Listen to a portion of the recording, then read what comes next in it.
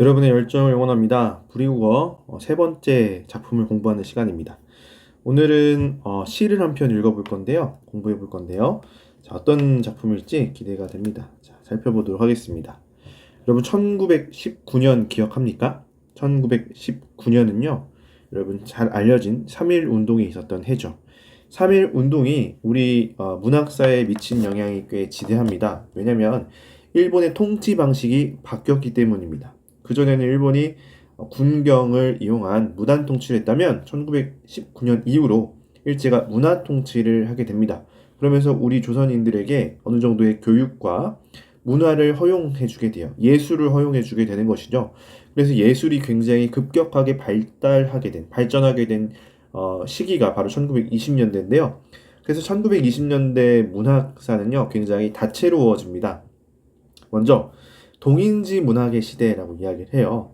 그러니까 출판의 자유가 어느 정도 허용이 되면서 많은 동인, 선생님이 지난 시간에 동인은 동아리 같은 거라고 생각하면 된다고 했어요. 비슷한 성향을 갖고 있는 작가들이 동인을 맺게 된 것이죠.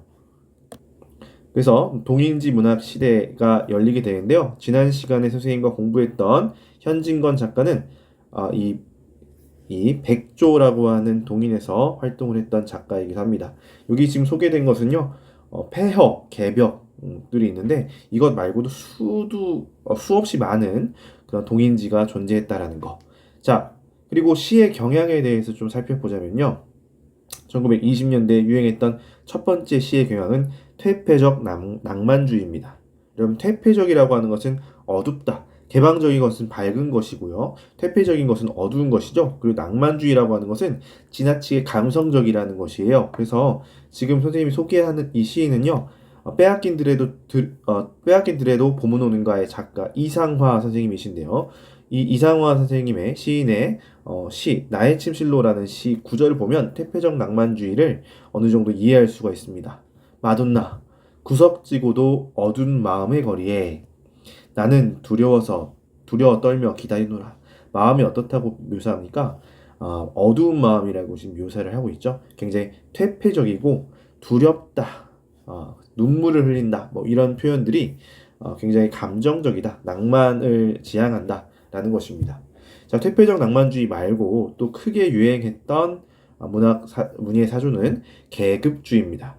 1910년대 여러분 러시아가 혁명에 성공하면서 사회주의가 전 세계적으로 큰 유행을 하게 됩니다. 우리나라에서도 마찬가지고요.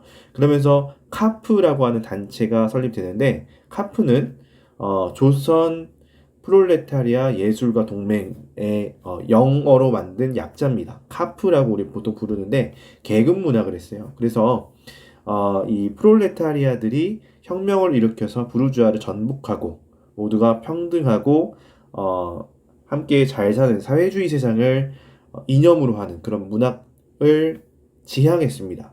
그래서 지금 선생님이 소개하는 시인은 임화라고 하는 분인데요. 임화는 굉장히 멋있죠. 영화 배우로도 활동했었던 분입니다. 오빠, 오늘 밤에서 이만장을 붙이면 사흘 뒤엔 새 소문시 오빠의 떨리는 옷에 입혀질 것입니다. 우리 오빠와 하루라고 하는 시의 구절인데요. 여기서 오빠가 어디에 있냐면요. 사회주의 계급 투쟁을 하다가 지금 옥살이를 하고 있는 중입니다. 그러니까 계급주의 문학이 어떤 성향을 갖고 있는지 여러분 짐작할 수 있습니다. 그럼 이런 문학들만 있었느냐? 자, 무엇도 있었냐면요. 민족주의 문학이라는 것도 있었습니다. 자, 우리 민족의 어를 중시하는 것이죠. 지금 선생님이 소개하는 이 두 분은요. 1920년대 시에서 가장 많이 출제가 되고 있는 두 분입니다. 바로 김소월과 한용운입니다.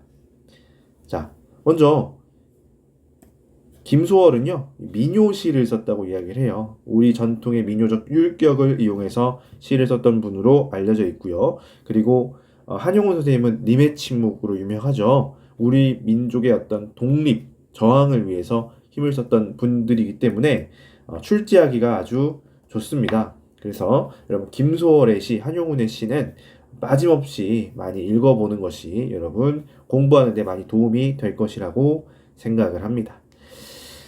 자, 그럼 오늘 김소월 시인에 대해서 여러분 알아보도록 할 건데요. 김소월 시인 1902년 출생에 1934년 우리나라 나이로 33살의 짧은 일기를 살았던 파란만장한 김소월 시인의 일생에 대해서 선생님이 설명해 주도록 하겠습니다.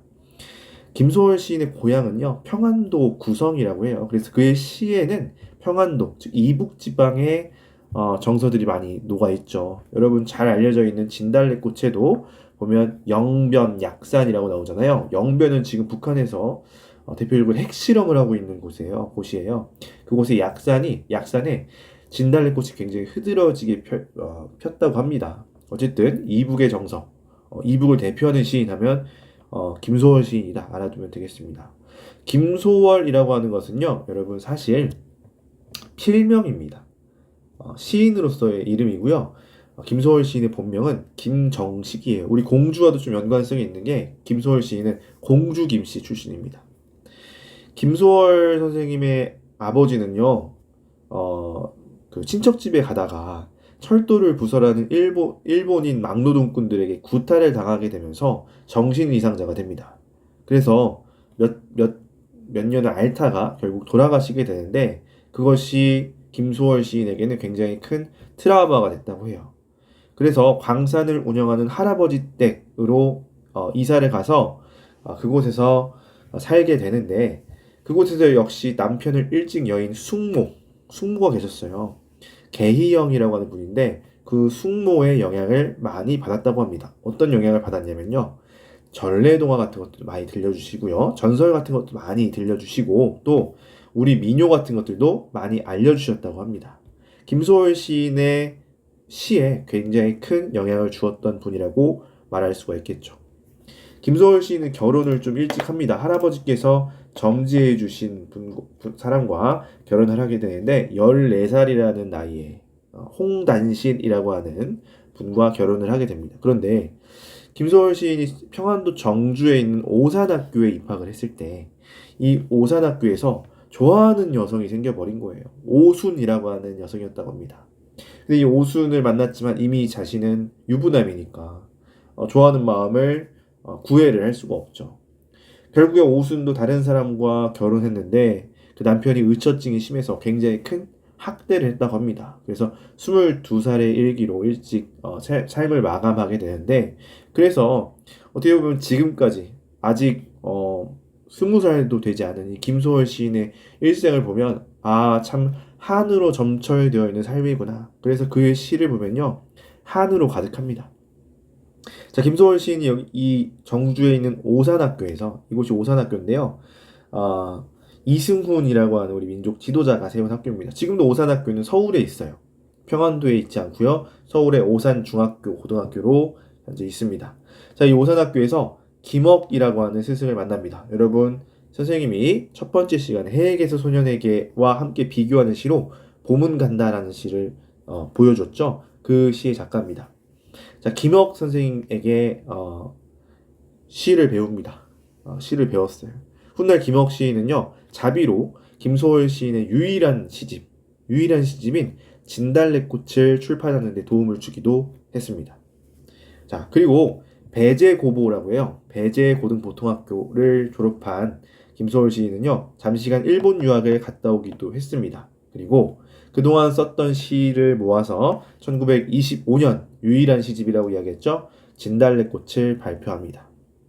진달래꽃을 보면요, 기존의 다른 시인들 그리고 김소월 시인 이후의 시인들과 비교했을 때도 확실히 우리 민요의 율격을 사랑하고 그것을 잘 구현한 작가로 알려져 있습니다. 그래서 김소월 시인을 우리가 한마디로 표현하자면 우리 민족의 정한, 그러니까 감정과 한이라고 이야기할 수 있겠죠. 한과 우리 민족의 율격을 자유자재로 사용할 수 있었던 민요 시인이다라고 우리가 평가를 할 수 있겠습니다.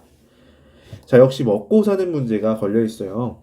현진건 소설가도 생활고로 인해서 좀 어려움을 겪었다고 이야기를 했는데 김소월 시인도 마찬가지예요. 가족이 운영하던 탄광도 사업이 어렵게 되고요. 그래서 어쨌든 가족을 건사하기 위해서 김소월 시인이 평안도 구성, 자기 고향에서 동아일보 지부를 꾸려서 일을 하게 되는데 사장님이 된 거죠. 그런데 사장이라고 해서 대단한 게 아니고 직접 인쇄 그리고 배달까지 굉장히 어렵게 생활을 합니다만은 그곳에서 신문을 구독하거나 하는 사람이 얼마나 많았겠습니까? 그래서 결국에는 실패를 하고 맙니다. 생활고에 시달렸던 김소월 시인은요, 한간에 알려져 있기론 스스로 목숨을 끊었다라고도 알려져 있는데, 몸이 굉장히 안 좋았습니다.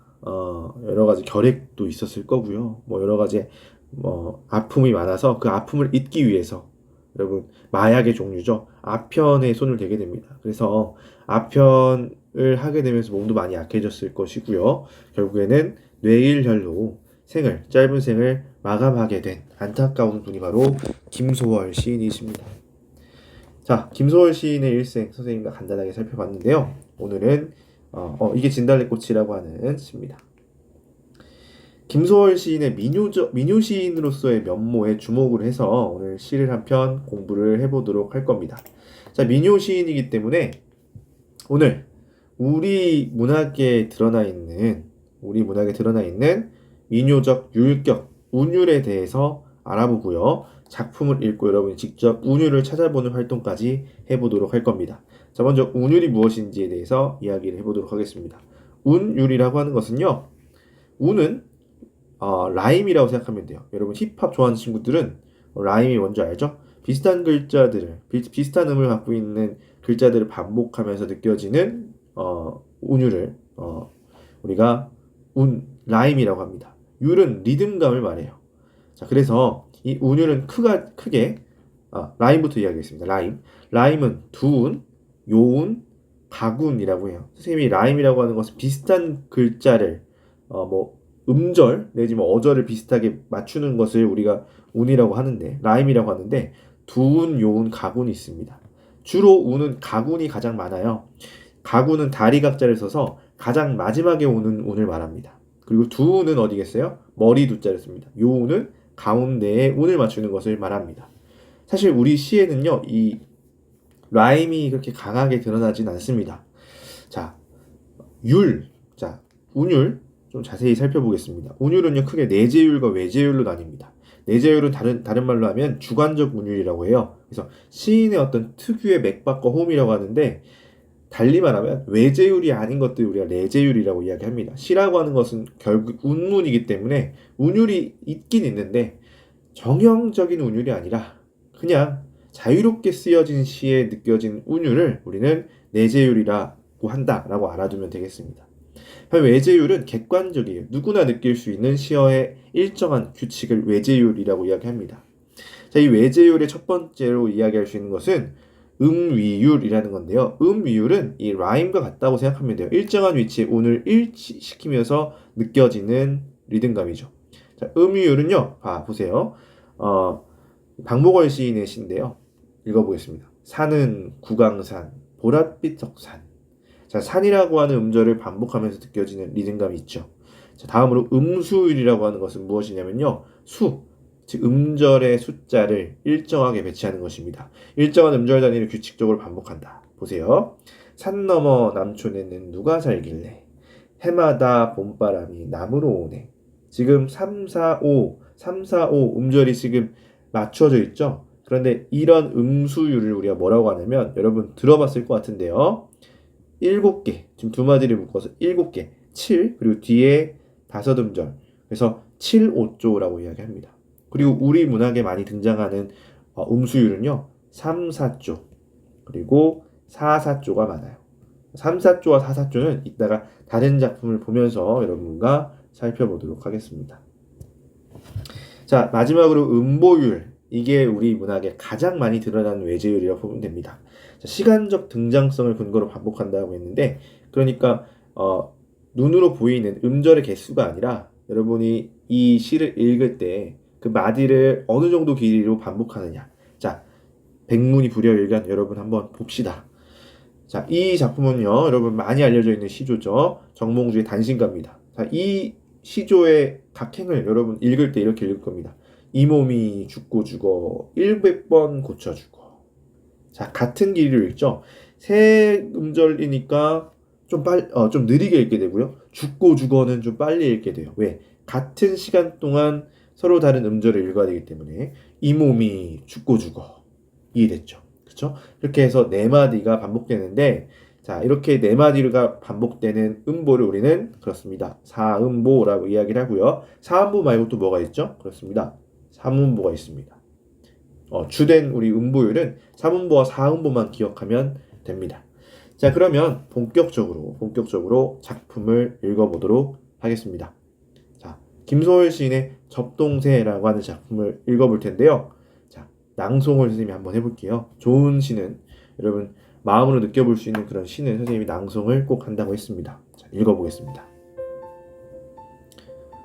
접동 아우레비 접동 진두강 가람가에 살던 누나는 진두강 앞마을에 와서 옵니다. 옛날 우리나라 먼 뒤쪽의 진두강 가람가에 살던 누나는 의부더미 시샘에 죽었습니다. 누나라고 불러보랴 오 불서워 시세움에 몸이 죽은 우리 누나는 죽어서 접동새가 되었습니다. 아홉이나 남아되던 오랩동생을 죽어서도 못 잊어 차마 못 잊어 야상령 남 다 자는 밤이 깊으면 이산 저산 올라가며 슬피웁니다. 자, 잘 감상했네요. 자, 선생님이 낭송하면서 여러분 운율 느꼈을 겁니다. 그렇죠? 어떤 운율이 느껴지는지 작품을 보면서 자세히 살펴보도록 하죠. 자, 첫 번째 연부터 볼게요. 접동 아우레비 접동. 잘 우리가 사용하지 않는 어휘들을 나열했는데 여기서 접동은 뭐냐면요. 새입니다. 새. 접동새라고도 하고요. 여러분 소쩍새라고도 해요. 소쩍 무는 새라고 이야기하죠.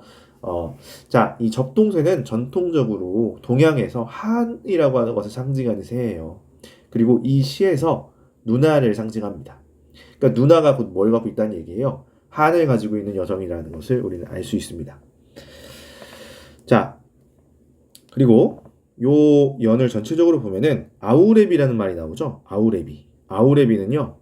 아홉 오레비를 빨리 발음하면 아우레비처럼 느껴져요. 그런데 아우레비일 수도 있고요. 그리고 새가 우는 소리, 음성 상징어를 나타내기도 합니다. 그래서 접동, 아우레비 접동 이 부분은요. 전체적으로 음성 상징어를 나타내고 있다. 라는 것을 여러분 파악하면 되겠습니다. 그리고 여기서 우리가 또 확인할 수 있는 시의 구조는요. 여러분 AABA 구조라고 들어봤나요? 우리 전통 시에서 많이 등장하는 것인데 대표적으로 고려가요에 많이 나타납니다. 청산별곡 아세요? 청산별곡에 보면 살얼이랐다. 청산의 살얼이랐다. 앞글자만 따서 읽어보면 청살이 되죠. 그렇죠? AABA입니다. 여기도 접이죠. 그렇죠? 그래서 우리가 AABA 구조가 드러나고 있다. 이것 또한 민요적인 특성이다라고 이야기를 할 수 있을 것 같습니다.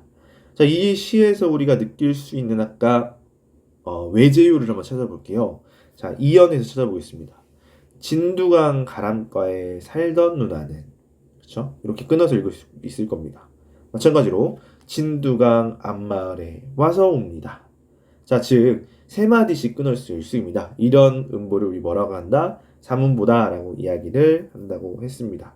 그리고 음수율도 우리 찾아볼 수 있을 것 같은데 지금 앞에 두 어절이라고 하죠. 두 어절을 묶으면 7음절이 되고요. 그리고 뒤에 5음절이 있죠. 그래서 아까 확인했던 7호절을 갖고 있는 민요적 율격의 시라는 겁니다. 자, 이 연을 통해서 내용도 살펴봐야 되겠죠.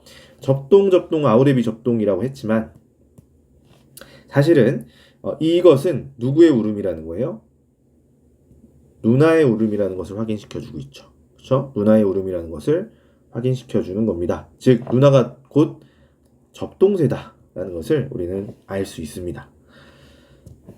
자, 옛날 우리나라 먼 뒤쪽에 여러분 옛날 옛적에 호랑이 담배 피던 시절에 이런 말이 들어가면 여러분 설화라고 하죠. 설화. 그런데 진두강이라고 하는 구체적인 지명이 나오면 여러분 설화 가운데에서도 전설이라고 이야기합니다. 설화의 구분에 대해서는 이따가 잠시 뒤에 선생님과 살펴보도록 할 건데 어쨌든 전설을 사용하고 있다. 진두강 가람가, 강이죠 강, 강가에 살던 누나는 의붓어미의 시샘에 죽었다. 이것 또한 우리 전통적인 설화, 우리나라뿐만 아니라 전 세계적으로 보면은 계모와 전처소생 간의 갈등을 다룬 작품들이 많아요. 신데렐라도 그렇고 홍지파치도 그렇고 장화홍련도 그렇고 굉장히 많죠. 마찬가지로 이 접동새에 관련된 설화도 이 의붓어미 계모입니다. 계모와 관련된 내용이다라는 겁니다. 자, 그 다음 살펴보겠습니다. 누나라고 불러보랴. 오 이런 말이 들어가면 명탄법이라고 이야기합니다. 감정이 격해지는 것이죠. 그렇죠? 불설워라고 하는 말은 이 평안도 방언인데 몹시 서럽다. 이런 방언을 사용하는 이유는 무엇이냐면 토속성을 강조하기 위한 것이에요. 민요는 우리 것이죠. 그렇죠? 그렇기 때문에 토속성을 강화하면 조금 더 시를 읽는 맛이 살아나게 될 겁니다. 어쨌든 시세움에 몸이 죽은 우리 누나는 죽어서 무엇이 되었대요? 접동새가 되었다고 이 사연이죠. 사연에서 확인을 시켜주고 있습니다. 아, 누나가 곧 접동새구나. 자, 마지막 연 읽어보겠습니다. 아홉이나 남아되던 오랩동생을 죽어서도 못 잊어 차마 못 잊어. 야삼경 남 다 자는 밤이 깊으면 이산여산 옮아가며 슬피웁니다. 자, 여기까지 이 지금 마지막 연에서 이해가 안 되는 부분은 없을 텐데 시어 여러분 야삼경이라고 하는 말은 여러분 처음 들어볼 거예요. 야삼경은 옛날 우리 시간을 일컫는 말인데 밤 23시에서 1시 사이입니다. 굉장히 늦은 그런 시간인데 그런 밤에만 나타나서 운다 이겁니다. 왜 그럴까요? 왜 그런지에 대해서 이야기를 해보겠습니다. 자, 이 시는 접동새라고 하는 새가 등장해요. 접동새가 어떻게 생겼냐면요. 이제 올빼미과라고 해야 되나? 올빼미과의 새입니다. 이 접동새는 한을 상징한다고 했어요. 자, 그러면 누구 때문에 이렇게 됐다고? 그렇지. 못된 계모에 의해서. 그렇지? 계모에 의해서 이렇게 됐습니다. 자, 이 접동새가 갖고 있는 정서를 우리가 파악해 볼 수 있는데 그리움이죠. 누구에 대한? 그렇지. 오랩 동생들, 오빠와 동생들에 대한 그리움 때문에 남 다 자는 야삼경에 찾아와서 울고 있는 그런 장면입니다. 자, 다시 왜 하필 야삼경에 오느냐? 자, 우리 접동새 설화를 보면 조금 이해할 수 있습니다. 옛날 옛적에 시간은 불분명합니다. 왜냐면 이것이 실화는 아닐 것이기 때문에. 자, 아들 9과 딸 하나를 낳고 엄마가 죽었다. 아들 부자네요. 자식이 10명이네요. 근데 후처로 들어온 계모는요. 의붓어미라고 나왔죠. 전실 딸을 몹시 미워해서 늘 구박했답니다. 홍기간 찬 딸이 많은 혼수를 장만해놓고 계모의 구박을 못 이겨 갑자기 죽어버렸답니다. 비극이네요. 그쵸? 아오브라비들이 슬퍼하면서 딸의 혼수를 마당에서 태웠는데 누군가가 이제 죽으면 태우는 의식을 하잖아요. 근데 계모가 그걸 아까워했대요. 이에 격분한 형제들은요 계모를 불 속에 밀어 넣었습니다. 그래서 계모가 뭐가 됐대요? 까마귀가 됐답니다. 까마귀는 여러분 밤에 활동합니까? 낮에 활동합니까? 보통 낮 저녁 때 막 활동하잖아요. 그런데 접동새는 언제 운다? 23시 1시. 그죠? 까마귀가 활동하지 않는. 그러니까 죽어서 접동새가 된 누나는요 밤이면 오라비들을 찾아서 우는 겁니다. 왜냐? 밤에만 우는 까닭은 까마귀가 죽이려 함으로. 그러니까 죽어서까지도 이 한스러움을 유지하고 있다는 겁니다. 이 새가 바로 접동새예요. 여러분. 올빼미과의 새일 겁니다. 자, 그러면 우리 접동새라고 하는 시를 감상해봤는데요. 여러분이 직접 다른 시에서 운율을 찾아보도록 하겠습니다. 이것 또한 학습활동이고 여러분 학습지로 제출을 해줘야 됩니다. 자, 그런데 선생님과 함께 살펴보죠. 자, 원격 수업이니까 잠깐 멈춰보고 직접 찾아본 다음에 지금부터 선생님의 설명을 들어보면 좋을 것 같습니다. 자, 한번 살펴볼게요. 자, 가는요 박목월 시인의 나그네라고 하는 작품입니다. 자, 내용은 여러분 살펴보지 말고요. 운율을 찾는 거니까 형식적인 부분에 우리가 집중을 해볼게요. 자, 읽어보겠습니다.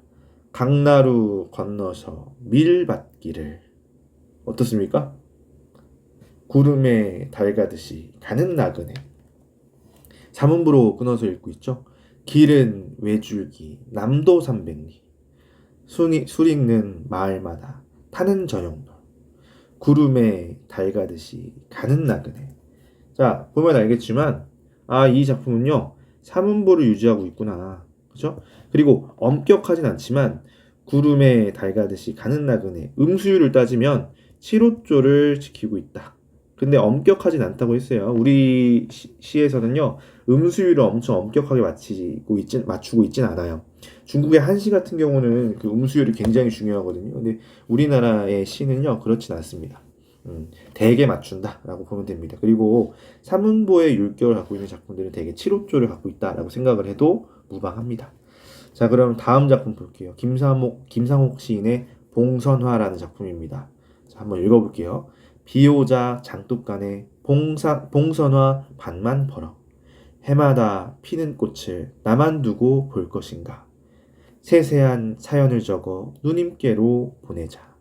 여러분 느껴졌습니까? 자, 비오자 장독간에 봉선화 다시요. 비오자 장독간에 봉선화 반만 벌어. 자, 1, 2, 3, 4. 사음보의 율결을 갖고 있다는 거 알고 있겠죠. 그죠? 사음보의 율결 같습니다. 다음 장을 보더라도요. 해마다 피는 꽃을 나만 두고 볼 것인가. 세세한 사연을 적어. 이렇게 지금 5글자를 맞추고 있는 부분은요. 빠르게 읽어야 됩니다. 그래서 음보율은 등장성이니까 같은 길이 안에 그 음절들을 다 읽어야 되는 거니까요.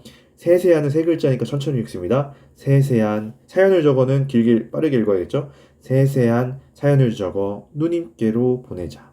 어쨌든 사음부를 맞추고 있고요. 음수율을 따지면 3글자, 4글자, 3글자, 4글자. 즉 3, 4조를 대개 맞추고 있다. 그런데 엄격하진 않다. 왜? 3, 5를 맞추고 있기도 하고요. 4, 4도 있잖아요. 그런데 어쨌든 시조나 가사 같은 우리 전통 문학은 3, 4조, 4, 4조를 맞추고 있는 경우가 많다라는 것을 알아두면 좋을 것 같습니다. 자, 됐나요? 나까지 살펴봤습니다. 마지막 다 워낙 유명한 작품이죠. 윤동주 시인의 서시입니다. 자, 이 시 여러분이 각자 한번 읽어볼 텐데요. 아마도 선생님이랑 비슷하게 읽게 될 거예요. 한번 읽어보겠습니다. 죽는 날까지 하늘을 우러러 한 점 부끄럼이 없기를. 잎새에 이는 바람에도 나는 괴로워했다. 별을 노래하는 마음으로 모든 죽어가는 것을 사랑해야지. 그리고 나한테 주어진 길을 걸어가야겠다. 오늘 밤에도 별이 바람에 스치운다. 자, 딱히 정해진 운율이라고 하는 것은 없는 것 같지만 여러분 읽을 때 어때요? 나름대로 이 부분에서는 좀 천천히 읽었으면 하는 부분들이 생기죠. 자, 이것이 바로 뭐냐면 시인이 의도한 시인의 호흡과 맥박입니다. 이런 것을 뭐라고 한다? 내재율이라고 한다. 겉으로 드러나는 객관적 운율은 아니지만 주관적으로 여러분이 감상할 때 맛스럽게 읽을 수 있게 만드는 것이 바로 이런 내재율이라고 하는 것입니다. 자, 알겠나요? 자, 이렇게 해서 우리 첫 번째 학습 목표인 작품을 읽고 다양한 작품들의 운율을 찾아보는 활동까지 했습니다. 자, 두 번째 학습 활동입니다. 여러분, 설화. 이 작품은 접동새 설화를 배경으로 한다라고 이야기를 했죠. 그래서 내가 사는 지역의 설화에 대해서 이야기해보는 활동을 하겠습니다. 여러분, 설화라고 하는 것은 크게 신화, 전설, 인담 3가지가 있습니다. 먼저 신화를 살펴보면 대표적인 건 여러분 주몽신화 떠올리면서 생각해보면 됩니다. 신화라고 하는 것은요, 어떤 작은 지역이 아니라 최소한 민족이나 국가 또는 인류 전체의 신화도 있어요. 그렇죠? 그래서 전승 범위가 굉장히 넓다. 그리고 주인공은요, 굉장히 영웅적인 인물들이 등장해요. 주몽신화도 주몽은 영웅이지 않습니까? 그리고 증거물이 있느냐, 이게 설화에서 되게 중요한 구분 기준인데, 신화는 증거물이 있지만 굉장히 포괄적이고 추상적이다. 그래서 신화 중에 보면 창세기 신화 같은 것들이 있어요. 그런 것들 보면 해와 달이 왜 어떻게 생겼는지, 그렇죠? 그런 거에 대한 신화들을 보면 굉장히 포괄적이고 추상적입니다. 우리 그리스 로마 신화들 보면 그렇잖아요. 믿을만하지 않는데 어쨌든 그런 거 보면은 굉장히 추상적인 증거물들이 남아있다라는 거. 그리고 결말을 보면요, 주몽 신화를 보면 알겠지만 나라를 세운다든지 아니면 어떤 대단한 물건들이 생긴다든지 하는 그런 위대한 결말을 맺는다는 것이 신화의 특징입니다. 신화가 나오면 여러분이 구분하는 게 어렵진 않을 거예요. 문제는 이 전설과 민담의 구분인데요. 전설이라고 하는 것은 어느 지역에 있어요. 그리고 그 주인공은요, 좀 비범해요. 영웅에 가까운 인물일 수도 있어요. 그리고 증거물이 구체적으로 남아있다. 이게 가장 큰 특징입니다. 그리고 결말이 대개는 비극적이에요. 우리 공주에도 고만하루 전설이라고 하는 것이 있거든요. 선생님의 고향인 아산에도 어금니 바위 전설이라는 게 있어요. 선생님의 고향의 어금니 바위 전설을 이따 소개를 하도록 하겠습니다. 자, 민담이라고 하는 것은요, 어느 지역에 국한되지 않는다. 모든 지역에 있다. 그래서 자, 좀 살펴보면 주인공은 좀 평범해요. 증거물이 없어요. 왜? 모든 지역에 나타나는 동화 같은 이야기이기 때문에 전래동화 같은 성격을 갖고 있다. 여러분이 알고 있는 전래동화는 대부분 이 민담이라고 보면 됩니다. 그리고 결말이 좀 해피엔딩입니다. 대표적인 작품 콩쥐팥쥐. 콩쥐팥쥐 서양의 뭐랑 비슷합니까? 그렇죠. 신데렐라랑 뭐 구조가 똑같잖아요. 그래서 모든 지역에 나타나고 증거물이 딱히 없어요.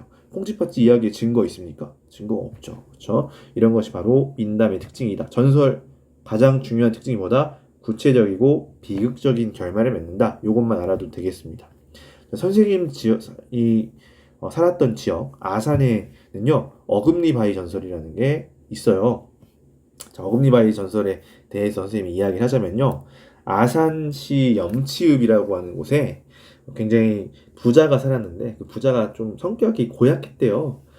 며느리가 하나 있는데 잘 병약한 아들이 있고요. 그 병약한 아들을 살뜰히 보살피는 착한 며느리가 하나 있었습니다. 그런데 어느 날은 승려 하나가 이제 시주를 하러 온 거예요. 시주를 위해서 왔는데 며느리가 시아버지 몰래 쌀을 줬습니다만 시아버지가 그걸 알고 외양간에서 소똥을 퍼다가 그 스님한테 뿌린 거예요. 그리고 줬던 쌀도 도로 빼앗아서 그 안에 똥을 퍼 담아줬답니다.